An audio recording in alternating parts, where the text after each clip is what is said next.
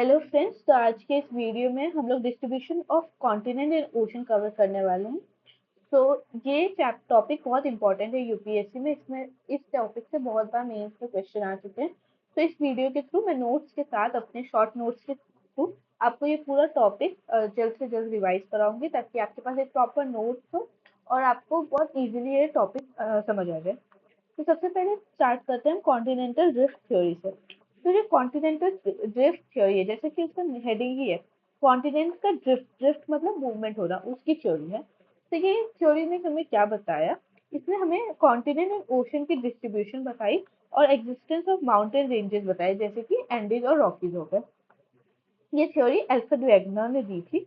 इन Alfred Wegener का क्या कहना था कि 225 मिलियन ईयर्स अगो हमारे पास एक सिंगल कॉन्टिनेंट था, जिसका नाम था पेंजिया, और जो ओशन था वो था पेंसिलासा।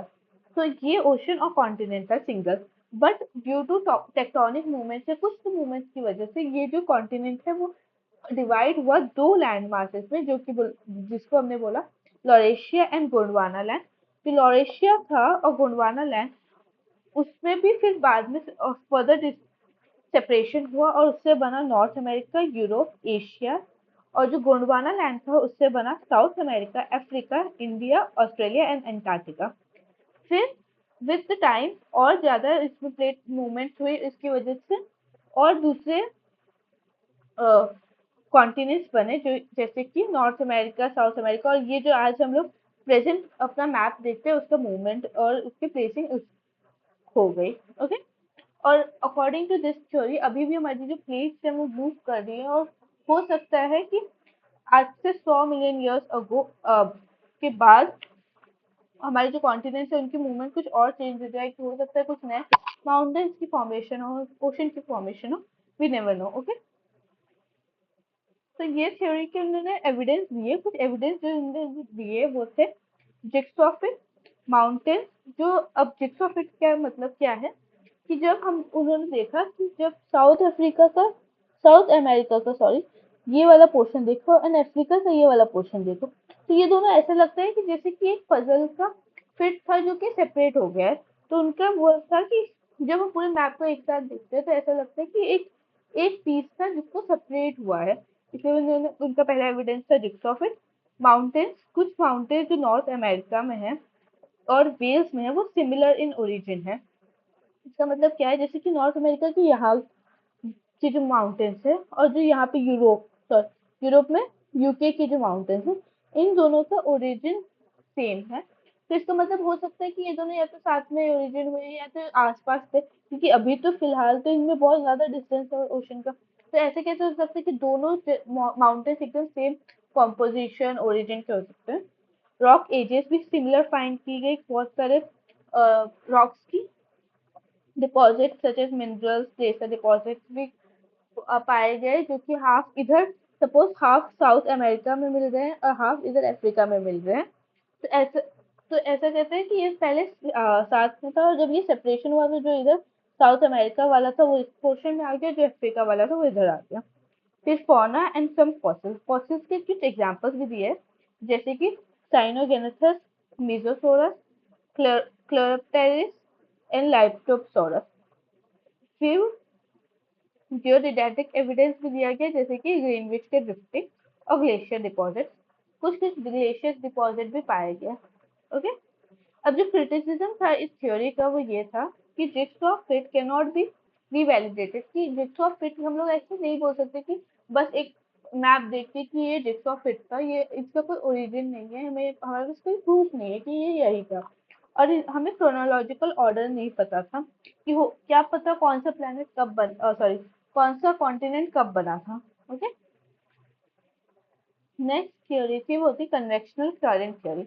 इसको दी थी आर्थर होम्स ने। तो आर्थर होम्स ने क्या बताया कि ये जो भी कॉन्टिनेंटल ड्रिफ्ट थ्योरी थी, उसके हमारे पास कोई साइंटिफिक प्रूफ नहीं था कि कैसे मूवमेंट हुई, क्यों मूवमेंट हुई, कहाँ से, ऐसे कैसे हो सकता है कि अचानक से, और अभी भी अगर ऐसा हो रहा है तो आगे क्या हो सकता है, कैसे कैसे कॉन्टिनेंट बन सकते हैं, कैसे रॉक माउंटेन्स बन सकते हैं। तो इसका प्रूफ हमें मिला था कन्वेक्शनल करंट थ्योरी में। तो convectional current theory Arthur Holmes ने दी थी। उनके अकॉर्डिंग जो अर्थ की क्रस्ट है, जो उसके नीचे बहुत सारे रेडियो एक्टिव मेटल्स होते हैं जो डिसइंटीग्रेट करते हैं। अब इनके डिसइंटीग्रेशन से हीट रिलीज होती है। अब जैसे कि आप जानते हैं कोई भी हमारे पास एलिमेंट हो, जब वो हीट होता है तो वो उसका प्रेशर लो होता है और वो राइज करता है। इसी तरह जब ये मेटल्स डिसइंटीग्रेट किए तो ये ऊपर राइज करना चालू किए। जब इन्होंने राइज किया तो इन्होंने यहाँ पे क्रैश जैसा डेवलप किया, जिसकी वजह से वो सेपरेट हुए और उसकी मूवमेंट हुई। इन्हीं करंट कन्वेक्शन करंट को रिस्पॉन्सिबल कहा गया है मूवमेंट ऑफ कॉन्टिनेंटल स्लैब। अब theory of sea floor spreading. अब सी फ्लोर स्प्रेडिंग क्या है कि अब हमें ये तो पता चल गया कि कॉन्टिनेंट का फॉर्मेशन कैसे हुआ, पर ओशन का फॉर्मेशन कैसे हुआ वो हमें सी फ्लोर स्प्रेडिंग ने बताया। Sea floor spreading theory Harry face ने दी थी। उनके अकॉर्डिंग कि दो कॉन्टिनेंट थे जो ये कन्वेक्शनल करंट की मूवमेंट हुई, तो ये दोनों सपोज जैसे ये कन्वेक्शन करंट इधर ले जा रहा है और ये वाला कन्वेक्शन करंट इधर ले जा रहा है, तो इन दोनों में सेपरेशन हुआ। इस सेपरेशन की वजह से ओशन का फॉर्मेशन हुआ। तो अब ये इसके लिए भी उन्होंने कुछ एविडेंस दिए। वो एविडेंस क्या थे कि मिड अटलांटिक रिज जो हमारे अटलांटिक ओशन में पाई जाती है, वो पहला उसका एविडेंस है। उन्होंने पाया कि सपोज यहाँ का एरिया, इसको अगर मैंने ए बोला और ये बी बोला, तो इन दोनों का केमिकल कॉम्पोजिशन उनको सेम मिला। Age of rock mid oceanic ridge की जो नियर थी रॉक वो न्यू थी और जो फार थी वो ओल्ड थी। ये कैसे हुआ?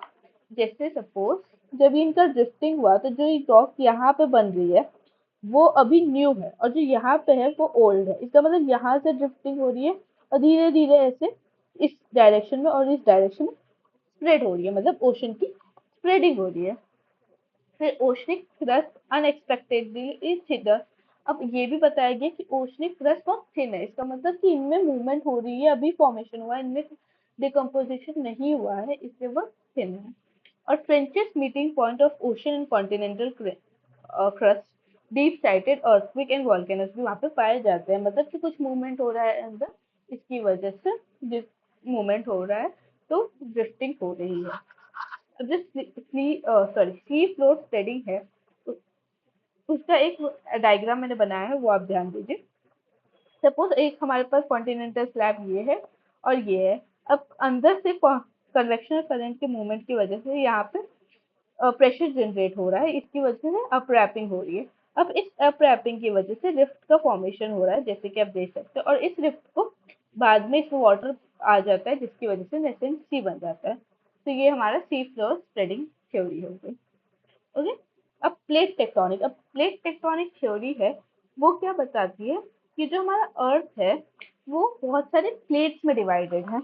वो कुछ हो सकती है मेजर प्लेट्स और कुछ हो सकती है माइनर प्लेट्स। अब इन मेजर और माइनर प्लेट्स की मूवमेंट की वजह से हमारे जो माउंटेन्स हुए, वॉल्केनोज हुए, आइलैंड्स हुए, इनका फॉर्मेशन हुआ है। और ये प्लेट्स क्या है वो अब देखते हैं। से टेक्टोनिक प्लेट्स क्या होती है? Lithospheric slab, crust plus upper mantle. तो हमने जब अर्थ का स्ट्रक्चर पढ़ा था तो उसमें हमने देखा था कि जो हमारा अर्थ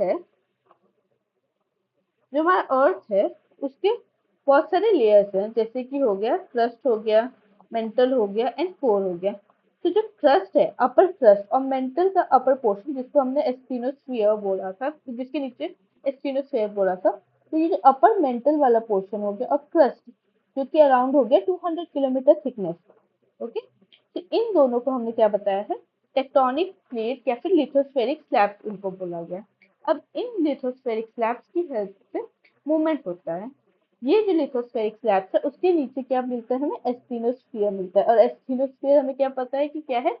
सेमी सॉलिड इन नेचर है। तो ये सेमी सॉलिड इन नेचर होने की वजह से इसमें मूवमेंट होता है, और इसमें मूवमेंट की वजह से ये जो हमारी जो लिथोस्फेरिक स्लैब्स है वो डिस्प्लेस होती हैं। सो यही इसमें दिया है कि टेक्टोनिक प्लेट्स जो है वो लिथोस्फेरिक स्लैब्स हैं जो कि क्रस्ट और अपर मेंटल की बनी होती है। वो फ्लोट करती है एस्टिनोस्फियर पे और उनके इंटरेक्शन से हमारे प्लेट्स में मूवमेंट होती है। अब प्लेट टेक्टोनिक तीन टाइप की इंटरेक्शन होती है। एक होती है कन्वर्जेंट, डाइवर्जेंट और ट्रांसफर। अब कन्वर्जेंट मतलब क्या होता है? कन्वर्ज होना मतलब कि पास पास आना। एक ही प्लेट इधर से आ रही है और एक प्लेट इधर से आ रही है, इसका मतलब ये कन्वर्जन है। डाइवर्जेंट का क्या मतलब होगा? तो डाइवर्जेंट मतलब दूर दूर जाना, एक प्लेट एक डायरेक्शन में जा रही है और दूसरी प्लेट ऑपोजिट डायरेक्शन में जा रही है, तो उधर डाइवर्जन होगा।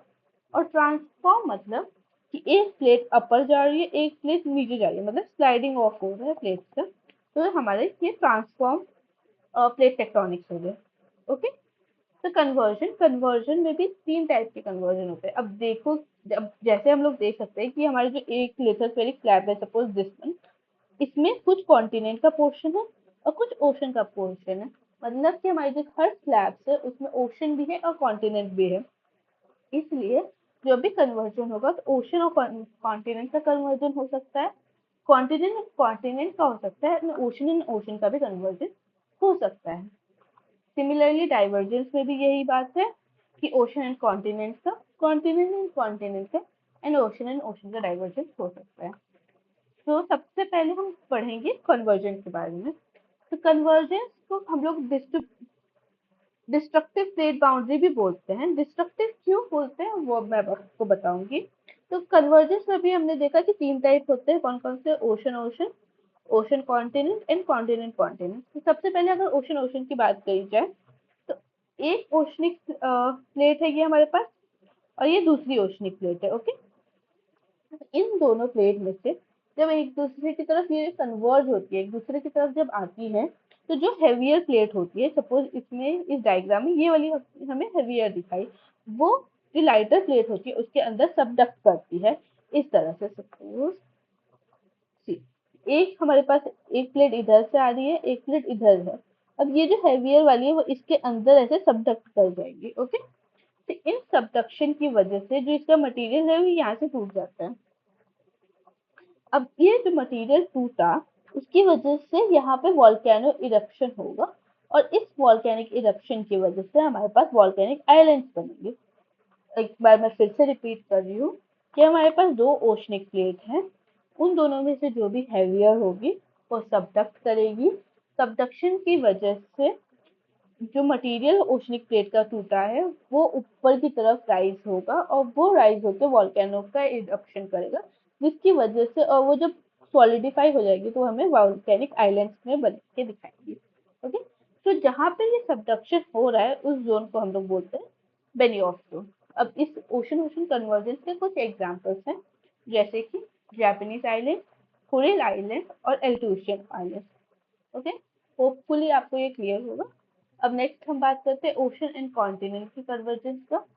अब ओशन और कॉन्टिनेंट में जो कन्वर्जेंस होता है, तो हम लोग को पता है कि ओशनिक जो हमारी प्लेट होती है उसका वो हेवियर होती है, डेंसिटी हाई होती है, तो ओशनिक प्लेट हमारी सबडक्ट करेगी कॉन्टिनेंटल प्लेट में।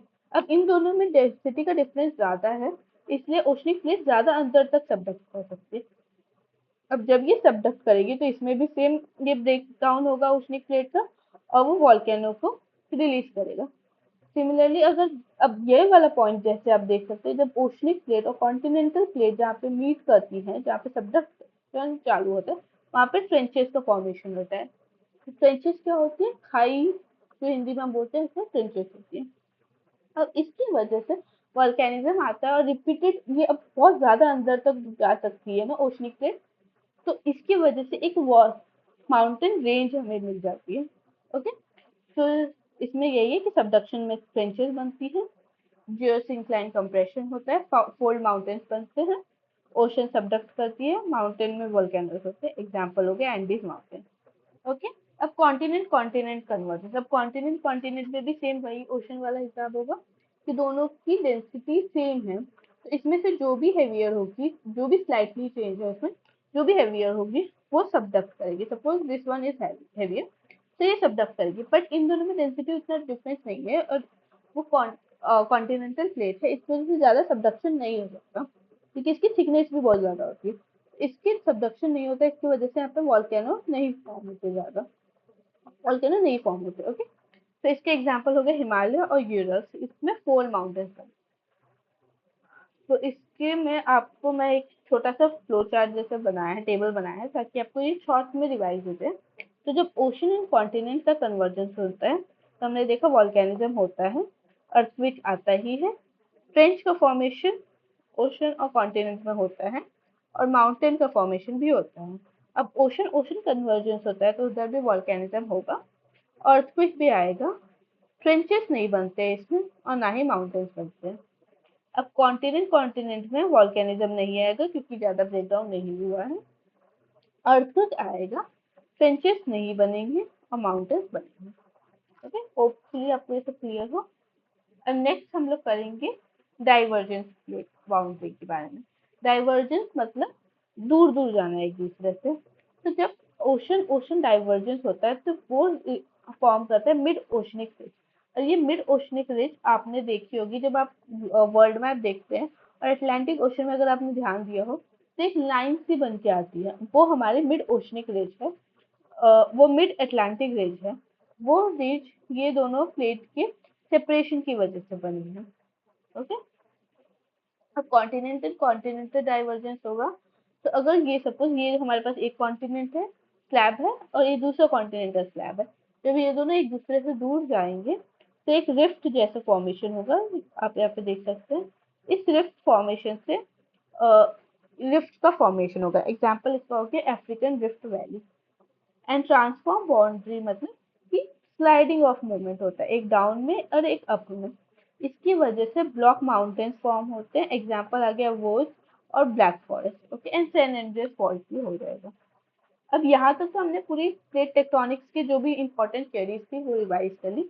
बट एक बहुत इंपॉर्टेंट कॉन्सेप्ट इस चैप्टर में है, वो है ये कि इंडिया का मूवमेंट, इंडियन प्लेट जो हमने अभी देखी थी, ये देखिए, वो तो बहुत नीचे थी।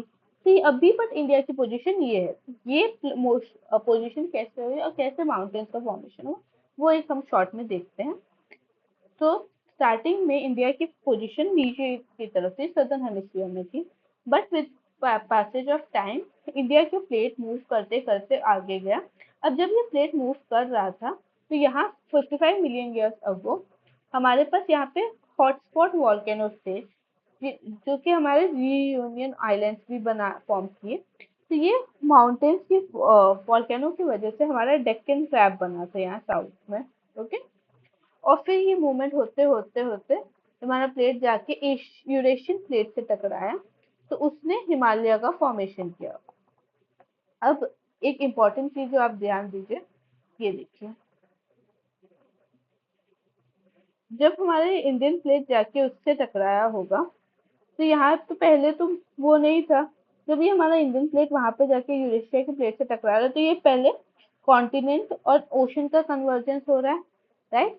तो जब ओशन और कॉन्टिनेंट का कन्वर्जन होगा तो सबसे पहले क्या बनेंगे, ट्रांस हिमालयस बनेंगे। ओके, और इस ट्रांस हिमालय में फॉसिल्स भी पाई जाती हैं। फिर जो हमारा अब इंडिया, उसमें ओशन खत्म हो गया तो फिर अब जो इंडिया इंडियन प्लेट है और जो यूरेशियन प्लेट है तो उसमें कॉन्टिनेंट कॉन्टिनेंट कन्वर्जेंस होगा, उसकी वजह से हिमालय फॉर्मेशन होगा। अब जब ये Himalayan Indian plate Eurasian plate से टकराई तो ये फिनोमिना 1 से 2 बार हुआ, 2 से 3 बार हुआ। इसकी वजह से हमें रेंज ऑफ हिमालय मिलती है, जैसे कि greater Himalaya, middle Himalaya and lower Himalaya. तो ये था हमारे पूरे हिमालय के फॉर्मेशन। तो अब नेक्स्ट चैप्टर में हम कोई नया टॉपिक लेके आएंगे। तो thank you for that watching this